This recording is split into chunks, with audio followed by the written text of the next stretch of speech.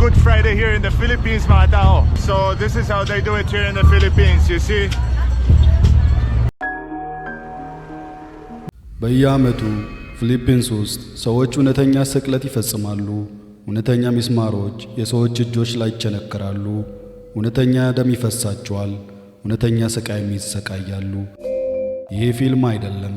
ይሄ በዕለተ ዓርብ በፊሊፒንስ በሚከበረው የስቅለት በዓል የሚፈጸም አሰቃቂ ሥርዓት ሲሆን እምነትና ስቃይ በዓለም ላይ ካሉት እጅግ የከፉ የሃይማኖት ሥርዓቶች በአንዱ የሚቀላቀልበት ነው። በፊሊፒንስ ሰዎች ይህን ስቃይ በፈቃደኝነት የሚቀበሉት ለምን እንደሆነ ለመረዳት ወደ 500 ዓመታት ወደ ኋላ መመለስ የግድ ይለናል። የስፔን ቀኝ ገዢዎች የካቶሊክ እምነትን ወደ ፊሊፒንስ ባስገቡ ጊዜ የመጽሐፍ ቅዱስ ታሪኮችን ከአካባቢ ባህላዊ የመሥዋዕትነት እምነት ጋር አዋሃዱት። ከዛም የሀገሬ ሰዎች ከኃጢአት ለመዳንና የእምነታቸውን ጥግ ለማሳየት የክርስቶስን የስቅለት ስቃይ እንደገና መተግበር ጀመሩ። ዛሬ ግን ሥርዓቱ ጽንፍ በመውጣቱ ወደ ጨለማ ነገር ተቀይሯል። ለትዕይንት የሚፈጸም ስቃይ፣ ለዝና የሚቀርብ ጩኸት።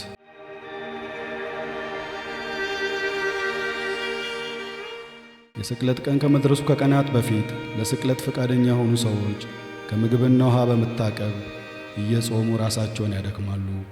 በዕለቱ ገሚሱ ተሳታፊዎች ጀርባቸውን በስለታማ ቀርከሃ ወይም ብረት በታሰረበት ሰንሰለት ደጋግሞ በመግረፍ ያደማሉ። ዋናዎቹ ተዋንያን የሚሰቀሉበትን ከባባድ የእንጨት መስቀሎች በአስከፊ ጎዳናዎች ይዘው ይጓዛሉ።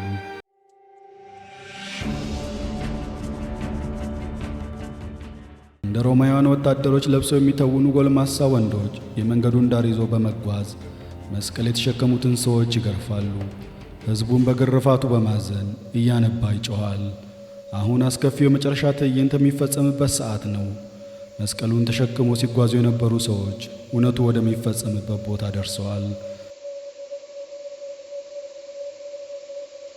ካህኑ ሚስማሩን በአልኮል በማጽዳት መስቀሉ ላይ በተጋደመው ሰው መዳፍ ላይ ቀጥ አድርጎ በማቆም በመዶሻው እየደጋገመ በመቸንከር የሰውየውን መዳፍ ከመስቀሉ ጋር ያያይዘዋል። እግሩንም በተመሳሳይ መንገድ ይቸነክረዋል። በመጨረሻም ሰውየው የተቸነከረበት መስቀል በእንጨት በመደገፍ ያቆሙታል።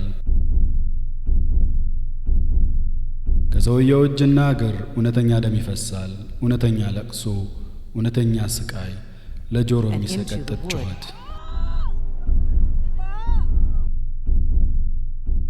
የካቶሊክ ቤተ ክርስቲያን ይህን ሥርዓት ታወግዛለች።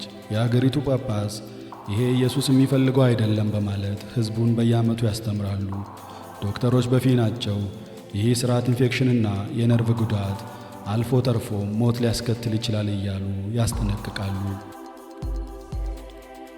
ይሁን እንጂ በየዓመቱ ተጨማሪ ፈቃደኛ ሰዎች መስቀል ላይ ለመቸንከር ይሰለፋሉ። አንዳንዶች ለታመሙ ልጆች ፈውስ ፍለጋ፣ ሌሎች ደግሞ ምሕረትን በመሻት ለስቃዩ ራሳቸውን ያዘጋጃሉ። እዚህ የከፋው ደግሞ ጥቂት የማይባሉ ተሳታፊዎች ለአንድ ቀን ለሚቆይ ዝና ስቃዩን ይቀበላሉ። ይህ እምነት ነው ወይስ እብደት? ቅዱስ ተግባር ወይስ የተዛባ ባህል? የስቅለት ቀን ፀሐይ ስትጠልቅ መስቀሎቹ ይወርዳሉ። ምስማሮቹ ተነቅለው እንደ ቅርስ ይቀመጣሉ። የቆሰሉ የተዋንያን እጆችና እግሮች በፋሻ ይታሰራሉ። ክርክሩ ግን ቀጥሏል። እግዚአብሔር እንደ ልጁ ኢየሱስ ለሚሰቃዩት በእውነት ምሕረትን ያደርጋል ወይስ እነዚህ ሰዎች በአባቶቻቸው መጥፎ ልማድ ተጠርንፈው የሚሰቃዩ ተዋንያን ናቸው? ውድ ተመልካቾቻችን ምን ይመስላችኋል? ይሄ መስዋዕትነት ነው ወይስ እብደት? ሐሳቡን ከታች አካፍሉን። ተመሳሳይ ቪዲዮዎች እንዲደርሱ ሰብስክራይብ ያድርጉ። ገና እየጀመርን ነው። በኋላ ሰብስክራይብ ማድረጎ ስለማይቀር አሁኑኑ ሰብስክራይብ እና ላይክ በማድረግ ቤተሰብ እንሁን። ቸር ሰንብቱልን።